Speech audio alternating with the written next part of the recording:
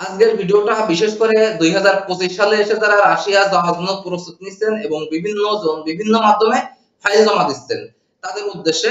দেখেন, আপনারা যারা 2025 সালে এসে রাশিয়ায় যাবেন এবং রাশিয়ায় যাওয়ার পরে আপনারা কি ধরনের সমস্যার সম্মুখীন হতে পারেন এবং এই সমস্যাগুলো সমাধানের মাধ্যম কি, এই বিষয়ে পুরো আলোচনা করব। তো ভিডিও শুরুতে আপনাদের রিকোয়েস্ট করব আপনারা ভিডিওটা স্কিপ করবেন না, স্কিপ না করে ফুললি ভিডিওটা দেখবেন, কারণ আপনারা যদি ফুললি ভিডিওটা না দেখেন তাহলে কিন্তু আপনারা ভিডিওটা বুঝতে পারবেন না। তো রাশিয়াতে যাওয়ার পরে আপনারা যে ধরনের সমস্যার সম্মুখীন হবেন, প্রথমত তার ভিতরে একটা হচ্ছে ভাষাগত সমস্যা। দেখেন, আমরা কিন্তু বাঙালি আর আমাদের মাতৃভাষাও কিন্তু বাংলা। তো আমরা বাংলা ভাষায় কথা বলতে কিন্তু স্বাচ্ছন্দ্য বোধ করি। আর যারা একটু এডুকেটেড পারসন তারা কিন্তু ইংলিশেও কথা বলতে পারে। কিন্তু রাশিয়ায় যাওয়ার পরে আপনার কিন্তু যে ইংলিশ যেটা, এটা কিন্তু এভাবে চলবে না, কারণ রাশিয়ানরা কিন্তু তাদের তাদের ভাষায় কথা বলে, রাশিয়ান ভাষায় কথা বলে। তো আপনি যখন ওই দেশে যাবেন তখন কিন্তু আপনাকে ওই ভাষায় কথা বলতে হবে। আর ওই ভাষায় যদি আপনি যদি কথা বলতে চান, সেই ক্ষেত্রে যাওয়ার আগে আপনাকে রাশিয়ান ভাষার উপরে বেসিক যে ধারণা, এই ধারণাটা নিয়ে তারপর যেতে হবে। আর আপনি যদি বাংলাদেশ থেকে এই বেসিক ধারণাটা নিয়ে রাশিয়ায় যান তাহলে কিন্তু আপনাকে এই ধরনের সমস্যার সম্মুখীন হতে হবে না। দ্বিতীয়ত যে বিষয়টা আছে সেটা হচ্ছে আবহাওয়াজনিত সমস্যা। দেখেন, বাংলাদেশের আবহাওয়া আর রাশিয়ার আবহাওয়া দুটো কিন্তু দুই ক্যাটাগরি। রাশিয়া কিন্তু একটা ঠান্ডা প্রবণ দেশ। তো আপনি দেখেন শীতকালে ওখানে কিন্তু তাপমাত্রা 35 অথবা 40 ডিগ্রি সেলসিয়াস নেমে আসে। তো আপনি ওই দেশে যাওয়ার পরে ওই আবহাওয়ার সাথে মানিয়ে চলতে পারবেন কিনা। কারণ যদি আপনি কনস্ট্রাকশন সেক্টরে যান, কনস্ট্রাকশন বিষয়ে কাজ করার উদ্দেশ্যে যান, সেই ক্ষেত্রে কিন্তু আপনাকে যে বাহিরে অর্থাৎ আউটসাইডে কাজ করতে হবে। আর আউটসাইডে আপনাকে 10 থেকে 12 ঘন্টা কাজ করা ঠান্ডার ভিতরে, এটা আপনার শরীরের সাথে কতটা মানানসই এটা ভেবে চিন্তে তারপরে কিন্তু আপনাকে রাশিয়ায় যাওয়ার প্রস্তুতি নিতে হবে। কারণ যাদের হাঁচি কাশি অ্যালার্জি আছে তাদের কিন্তু বেশি সমস্যা দেখা যায়। অনেকেই কি করে 6 মাস 7 মাস 8 মাস পরে আবার দেশে মুভ করে। তো যদি এমনটা হয় সেই ক্ষেত্রে কিন্তু আপনি সহ আপনার পুরো পরিবার অনেক বড় ক্ষতির সম্মুখীন হবে। তো আপনি রাশিয়া যাওয়ার আগে আপনাকে এটা ভাবতে হবে যে এই ঠান্ডার ভিতরে আপনি প্রতিযোগিতা করে চলতে পারবেন কিনা। তৃতীয়ত যে বিষয়টা আছে আয় ইনকাম। আপনি যখন রাশিয়া যাবেন তখন সর্বোচ্চ কত ইনকাম করতে পারবেন। রাশিয়ান যে টাকা আছে 40 থেকে 50,000 রুমেল থেকে শুরু করে 70 থেকে 80,000 রুমেল পর্যন্ত। তো এতে করে এখানে কিন্তু আপনার খরচও আছে। এখন এই খরচের উপরে আপনি কতটা সেভিংস করতে পারবেন, তারপর আপনার ট্যাক্স দিতে হবে। এখন অনেকে বলে যে ভাই আমি ট্যাক্স কেন দেব, আমি তো ওয়ার্ক পারমিটে যাচ্ছি, আমি তো কাজ করার উদ্দেশ্যে যাচ্ছি, ট্যাক্স কেন দেব ভাই। ওটা বাংলাদেশ না, ওটা কিন্তু আহ দেশের বাইরের একটা কান্ট্রি। আর শুধু বাংলাদেশ বাদে আপনি বাইরের যে কোন দেশে যান না কেন সব দেশে কিন্তু ট্যাক্স নির্ধারণ করা আছে, ট্যাক্স দেওয়া বাধ্যতামূলক।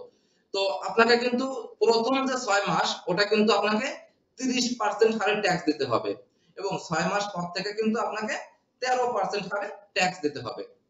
আর তারপরে যে বিষয়টা আছে খাবার দাবার, খাবার দাবার যে বিষয়টা আছে, দেখেন রাশিয়ানরা কিন্তু রাশিয়ানদের ওয়েতে খাবার খায়। এখন ওই খাবারটা আপনি খেতে পারবেন কিনা, ওই খাবারটা সম্পূর্ণ হালাল কিনা, আর ওই খাবারটা আপনি আসলে আপনার রুচিসম্মত কিনা, এইসব দিক ভাবতে হবে। তো দেখা যায় যে অনেকে কিন্তু এই খাবারগুলো খেতে পারে না, তাদেরকে কি করতে হয় বাইরে খেতে হয়। আর আপনি যখন বাইরে খেতে যাবেন তখন কিন্তু আপনাকে নিজের টাকা খরচ করে খাওয়া লাগবে। আর আপনি যদি নিজের টাকা করে খরচ করে খাইতে যান সেই ক্ষেত্রে কিন্তু আপনাকে রাশিয়ান টাকা আপনার 6,000 থেকে 8,000 রুমেলের মতো খরচ হয়ে যাবে। তো এখানে কিন্তু আপনার একটা খরচ হচ্ছে।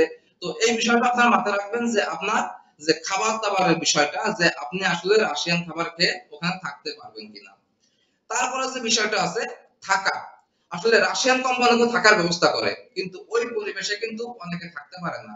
তারা কি করে ছোট একটা রুম, একটা বা ছোট একটা রুম, ওই রুমের ভিতরে ওরা 5 জন 6 জন লোকের থাকার ব্যবস্থা করে, একটা কাছাকাছি একটা ভাব, যেটা কিন্তু সবার সয় না। তো আপনি যদি ওই পরিবেশে থাকতে না পারেন সেই ক্ষেত্রে আপনারা মনে করেন যে নিজস্ব রুম শেয়ার করে থাকতে হয়, রুম নিয়ে থাকতে হয়, বাসা নিয়ে থাকতে হয়, সেই ক্ষেত্রে কিন্তু আপনাকে একটা বড় একটা অ্যামাউন্ট খরচ হয়ে যাবে। তো আপনারা রাশিয়ায় যাওয়ার আগে ভাববেন যদি আপনার ওই দেশে কোনো পরিচিত থাকে অথবা যাওয়ার পরে যদি আপনার আশেপাশে কোনো পরিচিত লোকজন থাকে তাদের সাথে রুম শেয়ার করে থাকা যায় কিনা, অথবা এক রুম 2-3 জন নিয়ে ভাড়া নিয়ে আসলে সিট বেড বেড করে থাকা যায় কিনা, এই সব বিষয়টা মাথায় নেবেন। কারণ আপনি যদি ওই দেশে গিয়ে মানে রুম শেয়ার করে থাকতে পারেন 2 থেকে 3 জন নিয়ে, তাহলে কিন্তু ভালো একটা পরিবেশে থাকতে পারবেন। আর যদি আপনি কোম্পানির ওই পরিবেশে থাকতে চান, এবং সব কোম্পানি আপনাকে এরকম দিবে সেরকম এরকমও না, কিছু কিছু কোম্পানি আছে আপনাকে ভালো একটা সোসাইটিতে রাখবে, তারা থাকা, খাবার দুটোই কিন্তু মানসম্মত। আর কিছু কিছু কোম্পানি আছে এটা নরমাল পরিবেশ, যেটা আর কি একটা জগা খিচুড়ি পরিবেশ, এখানে আপনাকে থাকার ব্যবস্থা করে দিবে। তো সেখানে আপনি থাকতে পারবেন কি পারবেন না, এটা আদৌ সম্ভব কিনা, এই সব বিষয় ভেবে তারপরে মনে করেন যে ওখানে থাকার বিষয় সেটেল করবেন। আর আপনারা যারা রাশিয়ার জন্য ফাইল জমা দিচ্ছেন এবং আপনারা ওয়ার্ক পারমিট পাওয়ার আগে ভালোভাবে দেখে শুনে বুঝে তারপরে কিন্তু আপনি ওয়ার্ক পারমিটে সিগনেচার করবেন, স্বাক্ষর করবেন, যে আসলে আপনার কোম্পানি ঠিক আছে কিনা, আপনার কাজ ঠিক আছে কিনা, এজেন্সি আপনার কাছে যে কাজের কথা বলতেছে আপনি ওই কাজে আপনার এগ্রিমেন্টে উল্লেখ আছে কিনা, আসলে এই কোম্পানিটা রাশিয়ার কোনো কোম্পানি কিনা, এই সব দেখে তারপরে আপনারা কন্ট্রাক্ট পেপারে স্বাক্ষর করবেন। আর রাশিয়ায় যারা ফাইল জমা দিবেন তাদেরকে রিকোয়েস্ট করব আপনারা এমন কোন এজেন্সিতে ফাইল জমা দিবেন যারা রাশিয়ানে কাজ করে, ভালো কোন রিক্রুটিংকারী এজেন্সি লাইসেন্স আছে তাদের, এইরকম একটা এজেন্সি মতো ফাইল জমা দিবেন, যাতে ফাইল জমা দেওয়ার পরে আপনাকে হতাশার ভিতর না থাকতে হয়, প্রতারণার শিকার হতে হয়। কারণ দেখেন, যারা দেশের বাইরে যাওয়ার জন্য কিন্তু অনেকেই কিন্তু অনেক জায়গায় ফাইল জমা দেয় এবং অনেকেই কিন্তু ফাইল জমা দেওয়ার পরে প্রতারণার ফাঁদে পড়ে মানে সর্বশান্ত হয়ে যায়। তো আপনারা ফাইল জমা দেওয়ার আগে সবকিছু ভেবে চিন্তে বুঝে তারপরে ফাইল জমা দিবেন। আর আপনাদের কাছে রিকোয়েস্ট করব, আপনারা যদি ভিডিওটা ভালো লেগে থাকে তাহলে ভিডিওতে লাইক কমেন্ট শেয়ার করে সমাজে ছড়িয়ে দিবেন। আর প্রবাসী বন্ধন চ্যানেলটি যারা সাবস্ক্রাইব করেন না এখনো, তারা অবশ্যই চ্যানেলটি সাবস্ক্রাইব করে দিবেন। আর ফেসবুক পেজ থেকে যারা ভিডিওটা দেখবেন তারা ফেসবুক পেজটিকে লাইক এন্ড ফলো করে দিবেন। ধন্যবাদ প্রিয় প্রবাসী, আজ এই পর্যন্ত, দেখা হচ্ছে পরবর্তী কোনো ভিডিও নিয়ে। ততক্ষণ সব ভালো থাকবেন, সুস্থ থাকবেন। আসসালামু আলাইকুম।